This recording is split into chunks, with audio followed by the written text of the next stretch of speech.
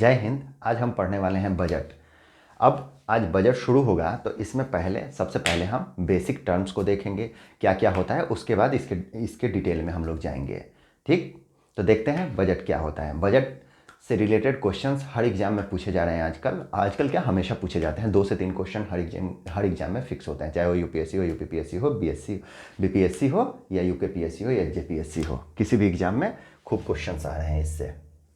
ठीक है, तो देखते हैं बजट क्या होता है। बजट को बोलते हैं वार्षिक वित्तीय विवरण, एनुअल फाइनेंशियल स्टेटमेंट। यही हमारे संविधान में लिखा हुआ है, इसी नाम से बजट आता है। ठीक है, आम भाषा में उसको बजट बोलते हैं। आर्टिकल 112 कहता है कि अनुमानित प्राप्ति और खर्च का विवरण देना होगा। अनुमानित प्राप्ति और खर्च का विवरण कहाँ लिखा है? आर्टिकल 112 में। 3 लगातार व्यय तथा प्राप्तियों का विवरण तथा आने वाले वर्ष का बजट होता है। बजट होता है क्या कि जब भी बजट आएगा तो 3 लगातार प्राप्तियों और व्यय, साथ ही साथ आने वाले वर्ष में कितना खर्च होने वाला है, किस किस सेक्टर में पैसा जाने वाला है, वो सब कुछ डिटेल में लिखा होता है। तो हम अक्सर बजट के बारे में जानते हैं कि बजट मतलब क्या, आने वाले वर्ष का नहीं, आने वाले के साथ पिछले 3 वर्ष का विवरण होता है कि कहाँ कहाँ क्या क्या रहा। क्लियर है? तो ये बड़ा इंपॉर्टेंट बन जाता है पॉइंट। ठीक है, 3 लगातार वर्ष का व्यय एवं प्राप्तियों का विवरण तथा आने वाले वर्ष का बजट। चालू वर्ष का संशोधित अनुमान और कारण, 1 वर्ष पीछे का वास्तविक प्राप्ति तथा व्यय। चालू वर्ष में क्या होता है कि 31 मार्च तक हमारा वित्तीय वर्ष चलता है, 1 अप्रैल से 31 मार्च तक। 31 मार्च के पहले ही हमारा बजट आ जाता है, तो इसमें क्या रहा वास्तविक, उसका भी विवरण दिया रहता है। ठीक, संशोधित क्या रहा और वास्तविक आने वाला क्या है उसका विवरण दिया जाता है। और संशोधित क्या रहा, जैसे क्या होता है कि कुछ अनुमान किया गया, अनुमान पूरा नहीं हो पाया, तो फिर उसका संशोधित विवरण दिया जाता है कि इस साल कितना होने वाला है, कौन सा सेक्टर का परफॉर्मेंस। ठीक है, उसके बाद राष्ट्रपति हर वर्ष संसद के दोनों सदनों में बजट पेश करवाएंगे। लोकसभा और राज्यसभा दोनों में राष्ट्रपति पेश करवाएंगे, क्योंकि राष्ट्रपति के नाम से सारा काम होता है हमारे देश में।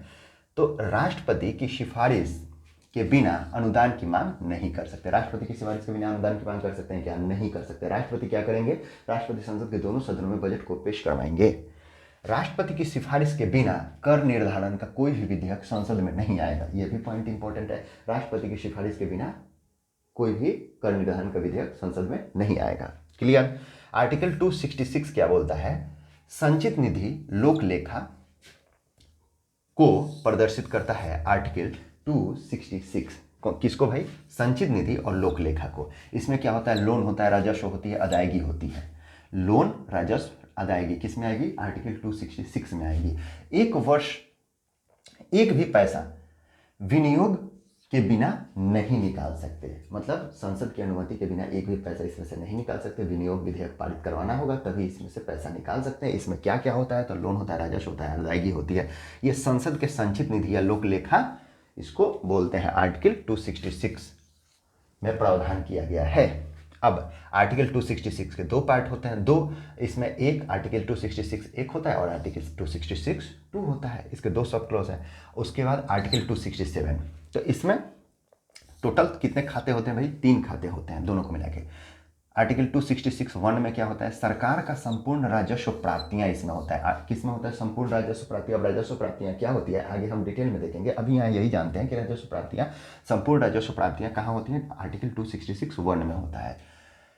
सरकार की संपूर्ण राजस्व प्राप्तियां और ट्रेजरी बिल, अग्रिम के माध्यम से उगाही ऋण, अग्रिम के माध्यम से उगाही ऋण, ट्रेजरी बिल, संपूर्ण प्राप्तियां, राजस्व प्राप्तियां। प्राप्तियां में भी कौन? पूंजीगत प्राप्तियां क्या? नहीं, राजस्व प्राप्तियां, ऋण के पुनर्भुगतान से मुद्रा जो भी होगा वो सब आएगा आर्टिकल 266(1) में। समेकित कोशिश को बोलते हैं, किसको भाई? आर्टिकल 266(1) को। और संसद के अधिकृत के बिना नहीं निकाल सकते। मतलब कहने का मतलब है कि संसद से परमिशन लेना होगा। और संसद में कौन होता है? विपक्ष भी होता है। तो कुल मिला के पक्ष और विपक्ष दोनों के समन्वय से इसमें से पैसा निकाला जा सकता है। संसद में वोटिंग करानी पड़ेगी। ठीक है, क्लियर? आर्टिकल 266(2) क्या बोलता है? ऐसी प्राप्तियां सरकार की नहीं होती, बाद में लौटाना होता है। आर्टिकल 266(2) के अंतर्गत जो भी प्राप्तियां होंगी वो सरकार की नहीं होंगी, सरकार को बाद में इसको लौटाना पड़ता है। ठीक है, इसमें धन निकालने के लिए अनुमोदन नहीं चाहिए।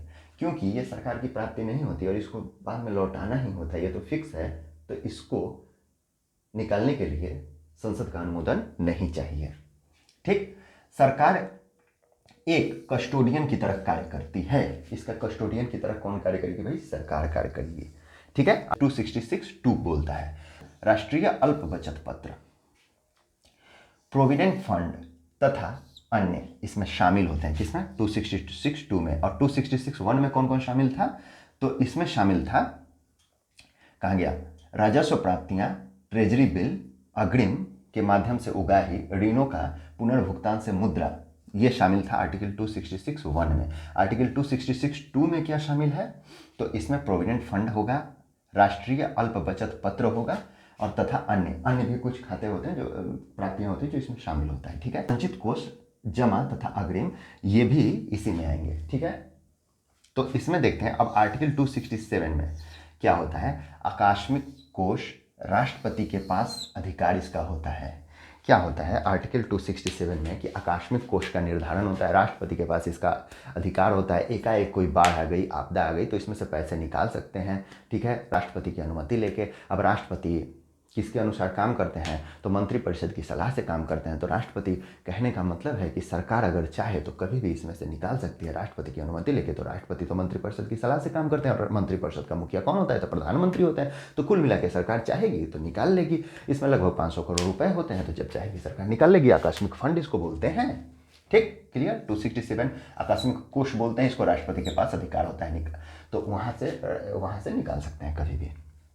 अब होता है थोड़ा फ्लो चार्ट है।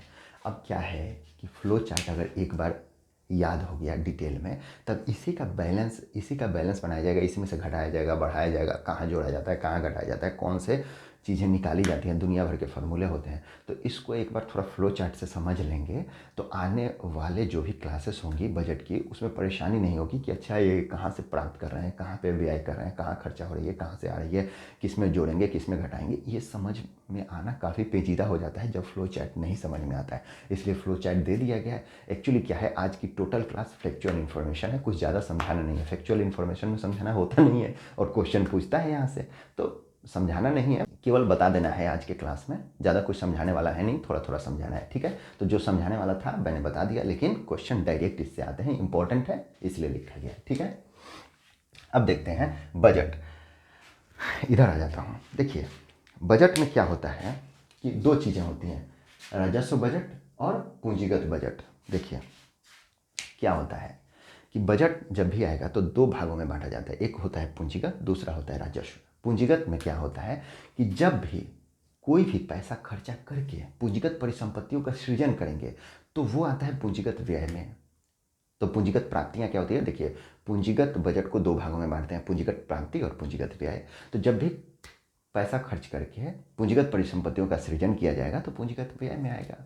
ठीक, और उन्हीं पूंजीगत परिसंपत्तियों से जब लाभ प्राप्त होगा या फिर उन्हें बेच देंगे तो जो पूंजी प्राप्त होगी उसको क्या बोलेंगे? पूंजीगत प्राप्ति। पूंजीगत व्यय उनको बनाने के लिए। अब सबसे बड़ा सवाल ये है कि यही नहीं समझ में आता है कि पूंजीगत बजट क्या होता है, पूंजीगत प्राप्ति क्या होती है, पूंजीगत व्यय क्या होता है। पूंजीगत मतलब कैपिटल। देखिए, कोई भी अगर मान लीजिए कि मेरे पास 5-6 लाख रुपए हैं, चाहे आपके पास 5-6 लाख रुपए हैं, और आपको ये बोला जाए कि आप 5-6 लाख रुपए का क्या करिएगा, तो एक आदमी ये बोले कि इसको देखते हैं क्या होता है और धीरे धीरे खर्च करते करते ख़त्म कर दें। ठीक है, दूसरा आदमी ये बोले कि नहीं, इसमें तो इससे खर्च नहीं करेंगे और पैसे से पैसा बनाएंगे। ठीक, तो पैसे से पैसा बनाने का क्या उपाय है, तो उसको अगर कुछ इकोनॉमिक्स मालूम ना हो कि क्या उपाय है तो ध्यान करेगा कि हमारे बड़े लोग क्या करते थे इसका। तो पैसे से पैसे बनाने का दो तरीका है, या तो उस पैसे को भूमि में लगाइए, कुछ ज़मीन खरीद लीजिए, कहीं ज़मीन का भाव बढ़ रहा है तो उस पैसे का मूल्य बढ़ रहा है, जिस भी ज़मीन को आप खरीदे हैं उसका मूल्य बढ़ रहा है तो आपका जो संपत्ति है वो भी बढ़ रहा है। जिस दिन उसको बेचेंगे उस दिन पहले से तो मुनाफा ही आएगा। दूसरा, फ्लैट खरीद लिए, कहीं फ्लैट खरीद के भाड़े पे लगा दिए तो वहाँ से जो प्राप्ति होगा, तो पूंजी आपने लगाया, फ्लैट खरीदा तो पूंजीगत व्यय कर दिया, उससे क्या सृजित किया? पूंजीगत परिसंपत्ति का सृजन किया। आपने कोई ज़मीन खरीद ली तो वहाँ पे क्या व्यय किया? पूंजीगत व्यय किया। और संपत्ति की सृजन कर ली, उसका भाव बढ़ रहा है तो आपकी भी संपत्ति तो बढ़ रही है ना। साथ ही साथ अगर फ्लैट खरीदे हैं तो फ्लैट खरीदे हैं तो इसको भाड़े पे लगा दिए तो वहाँ से भी आपको पैसा आ रहा है। अगर नहीं भाड़े पे लगाए फिर भी जिस दिन बेचेंगे वहाँ से तो पैसा कई गुना मिलेगा ही आपको। या फिर ये भी तरीका होता है कि कोई गाड़ी खरीदें और उसको भाड़े पे लगा दें ट्रांसपोर्ट में। तो ट्रांसपोर्ट में लगाए तो गाड़ी का वैल्यू जिस दिन बेचेंगे उस दिन तो आएगा ही, साथ गाड़ी कुछ कमा के भी लाएगी। तो वहाँ से पूंजी लगाए तो पूंजी व्यय किए, सृजित क्या किए, संपत्ति का। और जब वो कमाई और पैसा आ रहा है या फिर बेच दिए तो पैसा आ रहा है तो क्या है, पूंजीगत प्राप्ति हो गई। क्लियर है? ये होता है, मतलब पूंजी आप लगा के किसी पूंजीगत परिसंपत्ति का सृजन करें, ऐसी परिसंपत्ति उस परिसंपत्ति को बोलते हैं जिससे लॉन्ग टर्म में फायदा होगा, आपको डेवलपमेंट में आपके काम आए और कुल मिला के आपकी पूंजी का सृजन करें, तो वो होती है पूंजीगत परिसंपत्ति। अब सरकार भी ऐसा कुछ करती है, जैसे सरकार के पास बजट आएगा तो सरकार दो तरीके से खर्चा करती है, एक राजस्व से, एक पूंजीगत। अभी राजस्व का बताऊंगा, एक राजस्व से, एक पूंजीगत से। पूंजीगत में क्या होगा, सरकार हाईवे बनाएगी। अगर एक्सप्रेसवे, मान लीजिए दो शहरों को जोड़ दी एक्सप्रेसवे से, तो दोनों शहरों के बीच में मार्केट डेवलप हो जाएगा, इंडस्ट्री डेवलप हो जाएगी, वहाँ की इकोनॉमिक ग्रोथ बढ़ जाएगी, वहाँ लोगों को जॉब मिलने लगेगा, सरकार को प्राप्तियाँ भी होने लगेगी टैक्स के रूप में, तो सरकार का भी तो राजस्व बढ़ेगा ना। ठीक, तो क्या होता है कि सरकार के पास जब पैसा आता है तो सरकार सारे खर्च करने के बाद कुछ पैसा बचाती है जिसको पूंजीगत व्यय के रूप में खर्चा करती है। इससे क्या होगा कि उस नेशन की या फिर उस स्टेट की, अगर कोई स्टेट गवर्नमेंट कर रही है तो उसकी इकोनॉमिक ग्रोथ होगी। जैसे सरकार हाईवे बना दी, एक्सप्रेसवे बना रही है, या फिर डेडिकेटेड फ्रेट कॉरिडोर बन रहा है जो रेलवे के लिए, माल ढुलाई के लिए बन रहा है, नई नई पटरियाँ हम लोग बिछा रहे हैं आधुनिक तरीके से, उसको बिछा दी, या फिर ब्रिज बना दी, बड़े बड़े ब्रिज बना दी ताकि परिचालन बढ़ गया, यातायात बढ़ गया। तो एक बार अगर कंस्ट्रक्शन चालू हो जाएगा तो पहले तो कंस्ट्रक्शन करने में मजदूरों के हाथ में पैसा जाएगा, तो उनके हाथ में पैसा आएगा तो खर्च बढ़ेगा, इकोनॉमी में डिमांड बढ़ जाएगी। दूसरा, जब एक बार एक्सप्रेसवे बन गया, एक बार हाईवे बन गया, एक बार बिजली के तार बिछ गए, एक बार प्रॉपर बिजली आने लगी 24 घंटे, तो वहाँ कंपनी आने लगेगी नई नई, क्योंकि उनको बिजली मिल रहा है, ट्रांसपोर्टेशन के लिए सड़क मिल रही है, यातायात के लिए रेलवे मिल रहा है। ठीक है, तो सरकार भी जब इन सब चीज़ों पे खर्च करती है तो उसको लॉन्ग टर्म में फ़ायदा होता है। आज के टाइम में भी देखेंगे तो वो स्टेट ज़्यादा डेवलप है जहाँ सड़क का बहुत बढ़िया नेटवर्क है, जहाँ रेलवे के बड़े अच्छे नेटवर्क हैं, जहाँ से माल ढुलाई होती है, जहाँ बड़े बड़े बंदरगाह हैं। ठीक है, तो ट्रांसपोर्टेशन अच्छा है, जहाँ बिजली अच्छी है, वो स्टेट ज़्यादा डेवलप है। वैसे ही नेशन डेवलप तब करती है जब पूंजीगत परिसंपत्तियों के सृजन में पैसा खर्च करती है सरकार। क्लियर है? अब वो सरकार आए चाहे प्राइवेट आए, चाहे सरकार प्राइवेट दोनों मिलकर खर्चा करें, वो अलग बात है, लेकिन अभी हम बजट पढ़ रहे हैं तो अभी सरकार के पॉइंट ऑफ व्यू से हम लोग पढ़ेंगे। क्लियर? पूंजीगत परिसंपत्ति ये होती है। तो इसमें किया गया व्यय पूंजीगत व्यय होता है। तो दूसरा होता है राजस्व व्यय। ये क्या होता है भाई? तो राजस्व व्यय से डायरेक्टली लॉन्ग टर्म पे कोई बेनिफिट नहीं होता है, हालांकि इनडायरेक्टली तो है, इनडायरेक्टली है। अब मान लीजिए राजस्व व्यय जिससे आप सड़क नेटवर्क नहीं बना रहे हैं, लेकिन अपनी जनता को खिला रहे हैं, भूखमरी दूर कर रहे हैं, चिकित्सा दे रहे हैं, उनको शिक्षा दे रहे हैं फ्री में। तो अगर शिक्षा दे रहे हैं, चिकित्सा दे रहे हैं, तो एक ह्यूमन कैपिटल में बदलेगा, लॉन्ग टर्म में आपके नेशन को ही सर्व करेगा। मान लीजिए कोई उसमें से साइंटिस्ट निकल गया, नहीं तो भूखमरी में बेचारा मर रहा था, लेकिन आपने खिलाया पिलाया, पोषण दिया, शिक्षा दी, एजुकेशन दी, तो वो कल को साइंटिस्ट निकल आएगा। जितने भी रिसर्च करेगा आपके नेशन को काम आएगा। चाहे कोई भी आप अगर काम करें, चाहे अगर पुलिस व्यवस्था आपको दुरुस्त करनी है तो पुलिस में जो लोग भी शामिल हैं, या प्रशासन में जो लोग हैं, या फिर जुडिशरी में जो लोग हैं, या फिर सेना में जो लोग हैं, वो सेवाएं दे रहे हैं देश के लिए, अगर उनकी सैलरी दी जा रही है तो कोई पूंजीगत परिसंपत्ति का तो सृजन हो नहीं रहा है, लेकिन इनडायरेक्टली वो पुलिस न रहे देश में तो अशांति फैलेगी, अशांति फैलेगी तो फिर आपका इकोनॉमिक ग्रोथ कम होगा। तो कुल मिला के कानून व्यवस्था बनानी हो, चाहे कुपोषण दूर करना हो, चाहे चिकित्सा उपलब्ध करानी हो, चाहे सुरक्षा देनी हो, सेना हो, चाहे लोगों को न्याय देना हो, कोई भी काम करने में जब राजस्व खर्च होता है तो उसको राजस्व खर्च में गिनते हैं, रेवेन्यू एक्सपेंडिचर में गिनते हैं। ऐसे ही जब इससे प्राप्तियां होती हैं तो रेवेन्यू रिसिप्ट में गिनते हैं। ठीक है, तो देखते हैं क्या होता है। ऊपर ऊपर बता दिया, अब इसको डिटेल में जब एक एक टर्म समझाया जाएगा तब इसको बताऊंगा। ठीक है, अभी देखते हैं क्या है। इधर आ जाता हूँ, नहीं दिख रहा होगा। रेवेन्यू बजट, दूसरा होता है पूंजीगत बजट, कैपिटल बजट। तो अभी रेवेन्यू देखते हैं। रेवेन्यू में होता है रेवेन्यू प्राप्तियाँ, मतलब राजस्व प्राप्तियाँ। दूसरा होता है राजस्व व्यय, प्राप्तियाँ कितना प्राप्त किए, व्यय मतलब कितना व्यय कर रहे हैं। प्राप्तियाँ में क्या होगा, कर के द्वारा प्राप्त किए या फिर गैर कर से प्राप्त किए, टैक्स से या नॉन टैक्स से। ठीक है, तो टैक्स में क्या आएगा, आय और व्यय कर, आय और व्यय कर टैक्स में आ जाएगा। उसके बाद संपत्ति और पूंजी कर, किसी के पास कितनी संपत्ति है, कितनी पूंजी है, वो आएगा, कैपिटल कितना है। उसके बाद वस्तु और सेवा कर, ये भी अब शामिल कर लिया गया कुछ इनडायरेक्ट टैक्सों को मिला के। तो इसमें वस्तु एवं सेवा कर। अब आता है गैर कर, मुद्रा, टंकन, सिक्का, इसमें आता है गैर कर में। उसके बाद ब्याज प्राप्ति और डिविडेंड आता है तथा अन्य आता है। क्या होता है, कैसे होता है, आगे बताया जाएगा सब चीज। ठीक, अब राजस्व व्यय में आता है। ये तो प्राप्तियां हो गई, जितना भी टैक्स वैक्स से प्राप्ति होती थी, डायरेक्ट इनडायरेक्ट जो भी था, वो पूंजीगत प्राप्ति में राजस्व प्राप्ति में आ गई। अब आ गया राजस्व व्यय। राजस्व व्यय में क्या होता है कि जो भी जनरल सर्विसेज होती हैं हमारी, जैसे पुलिस सर्विस, जुडिशियल सर्विस या फिर डिफेंस की सर्विस, यह है पुलिस सर्विस या जुडिशियल सर्विस या डिफेंस की सर्विस, इस पे जो भी व्यय करते हैं उससे तो पूंजीगत परिसंपत्ति का सृजन नहीं हो रहा है, चूंकि इसलिए इसको पूंजीगत में नहीं रखते हैं, राजस्व में रखते हैं, क्योंकि ये इनडायरेक्टली देश को तो फायदा पहुंचा रहे हैं लेकिन डायरेक्टली कोई संपत्ति का सृजन नहीं हो रहा है। ठीक है, तो इसलिए इनको इसमें रखा गया है। तो पुलिस हो गया, जुडिशरी हो गई या फिर डिफेंस, ये सबको राजस्व व्यय में रखेंगे। सरकार पेंशन दे रही है, सैलरी दे रही है, जितना भी खर्च कर रही है वो सब इसमें आ जाएगा। क्लियर। अब होता है सोशल एंड कम्युनिटी सर्विसेज। इसमें क्या होता है, एजुकेशन दे रहे हैं अपनी जनता को, या फिर मेडिकल सुविधाएं दे रहे हैं, या फिर एम्प्लॉयमेंट दे रहे हैं, रोजगार दे रहे हैं, तो ये सब के सब कहाँ आएंगे, राजस्व व्यय में आएंगे, रेवेन्यू एक्सपेंडिचर में आएगा। ठीक है। अब एक और होता है इकोनॉमिक सर्विसेज। इकोनॉमिक सर्विसेज में क्या होगा भाई, तो देखते हैं, agriculture industries and transport service. ठीक है, ट्रेड एंड ट्रांसपोर्ट इसी में आएगा। क्लियर है, ट्रांसपोर्ट हो गया, ट्रेड हो गया, एग्रीकल्चर इंडस्ट्रीज हो गई, ये सारी इकोनॉमिक सर्विसेज में आएंगी। तो कुल मिला के जितनी भी सर्विसेज हैं वो इसमें आ जाएंगी। क्लियर।